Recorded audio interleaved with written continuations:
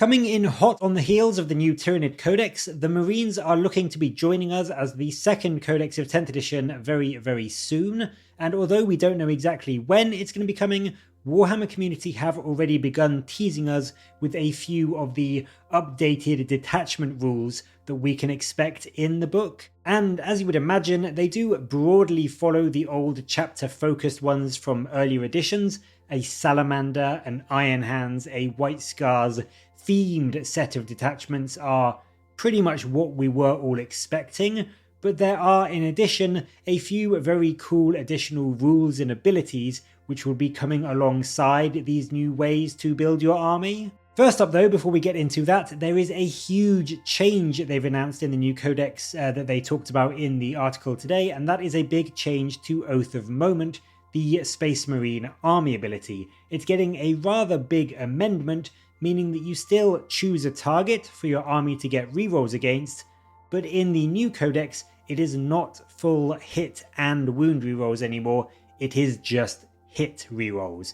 So that is a big change. It is a fairly substantial and detrimental one, considering Marines aren't exactly top of the meta right now anyway, so it is a big hit, and I think a lot of people may be quite worried about the state of Marines when this comes in, but I do think it's worth saying on the plus side, they do say there are quite a few more ways now in the book to get wound rerolls from other sources, so maybe some more leader buffs or stratagems or enhancements.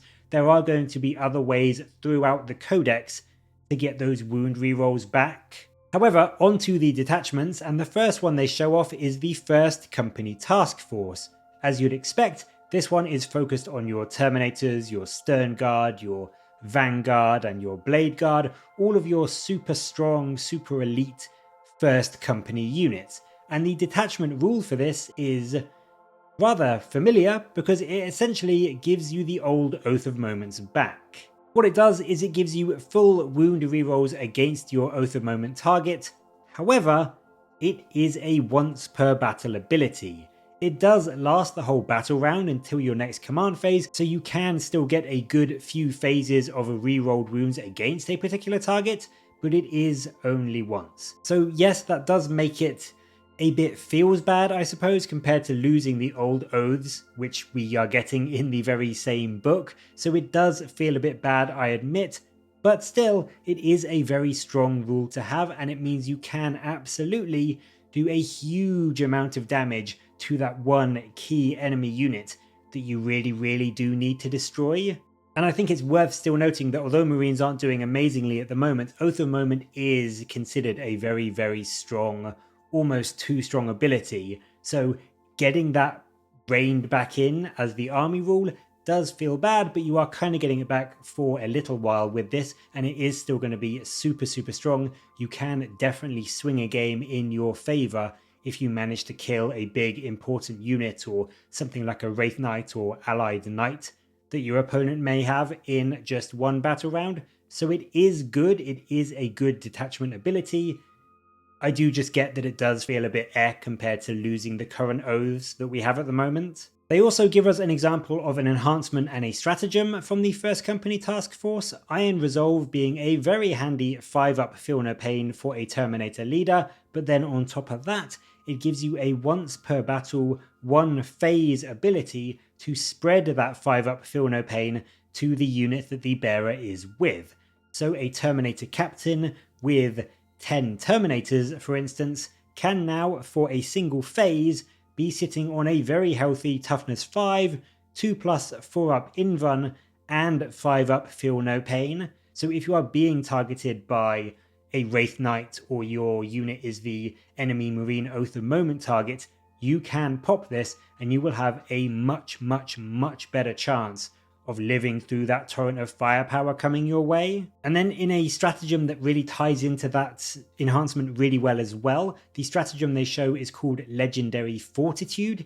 This is very strong actually for a single command point. It's used after the enemy charges you and goes onto a Terminator, a Blade Guard, a Stern Guard or a Vanguard squad, and enemy attacks are resolved at -1 damage. So yes, there is a limitation that it's only if you get charged, and it's obviously only in melee, but it does now mean that if you combine that with the above enhancement, you can get a toughness 5, 3 wound, 2 up, 4 up unit with a 5 up feel no pain, and all the incoming attacks for a combat phase are going to be losing a point of damage. So 2 damage attacks down to 1, 3 damage attacks down to 2, and what that means is going to take over double the number of attacks coming into your squad to kill each model in the unit. And so I think that this stratagem, especially in combination with this enhancement, is a super strong combo, and it's essentially, for at least one phase anyway,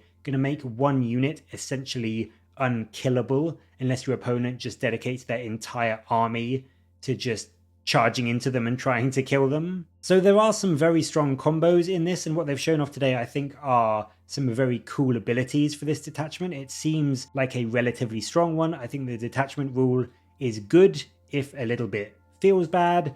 The enhancement and the stratagem they show are both very strong in their own right, so I can see this being a very popular detachment for people that love things like Terminators or Stern Guard or Blade Guard veterans and want to run quite a lot of them on the battlefield. The other detachment they show off today is the more Salamander themed one. The Firestorm Assault Force is one that gives you a couple of very nice buffs, and it really helps you to make an army that can get around the board relatively quickly and then unleash some terrifying close range firepower into your opponent. The detachment rule is close range eradication, and it gives all ranged weapons the assault ability, so now you can advance d6 inches and still shoot. And importantly, this isn't just on things like bolters or flamers and that sort of thing, it's on all your ranged weapons. So things like multi-melters or missile launchers or las cannons, they will also get an extra d6 inches of range, which is a really solid buff when you can basically have your whole army getting that extra movement to get on objectives or move out of cover or move behind cover or just fall back and still shoot when an enemy is getting too close to you and you think it's going to charge you. So I think it's a really strong, solid, arguably a bit understated buff, but it really is going to be one that helps you get on objectives, avoid the enemy, and win games. And then on top of that, when you shoot at an enemy that is within 12 inches of your ranged weapons, they also gain +1 strength. So that means not only strength 10 melters or strength 13 las cannons, but also strength 5 bolters and flamers, which means a huge number of your weapons are going to be hitting those break points that they weren't before. You're going to be wounding orc boys on 4s with your bolters rather than 5s. You're going to be wounding other marines on 3s rather than 4s.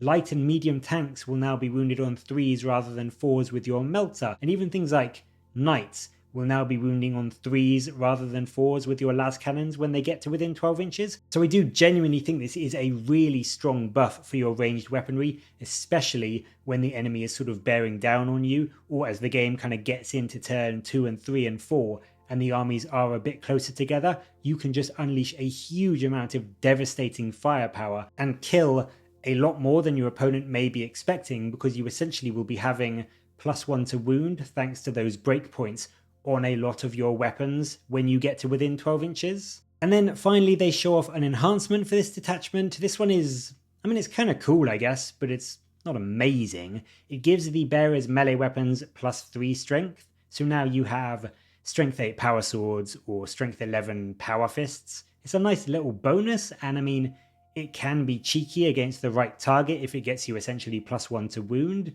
But I'm going to be honest, it's not amazing. Compared to things like the Iron Resolve we saw just now in the other detachment, it does feel decidedly meh. But then again, if it's cheap and you want a big beefy melee character to just get even better at killing tanks or vehicles or get to wounding marines on 2s rather than 3s, it's not a bad one, and in a lot of cases it can be getting you essentially +1 to wound against things that you're going into, so it's not terrible. I just hope it's relatively cheap, because it does seem much worse than getting a 5-up feel no pain and a 1 phase of spreading that to your entire squad. I think overall, from what we've seen today, the first company task force seems better to me, But it does also say in the article there are apparently 7 detachments in this codex, with the ever-reliable Gladius also coming back for some more fun, so there will likely be one for however you want to build your army, and there may well be some that are even stronger than the first company task force. So I am looking forward to this. I'm looking forward to seeing what the other detachments give and how they interact with the various units and how they kind of play into the chapter that they're kind of quote unquote themed on. But as always, I would love to know what you think of these rules in this article today, and whether you will be using either the First Company Task Force or the Firestorm Assault Force in your games of 10th edition. Let me know your thoughts down in the comments below, and as always, thank you very much for watching. Please do like and subscribe for more Warhammer content from me, but until next time, I'll catch you later, guys.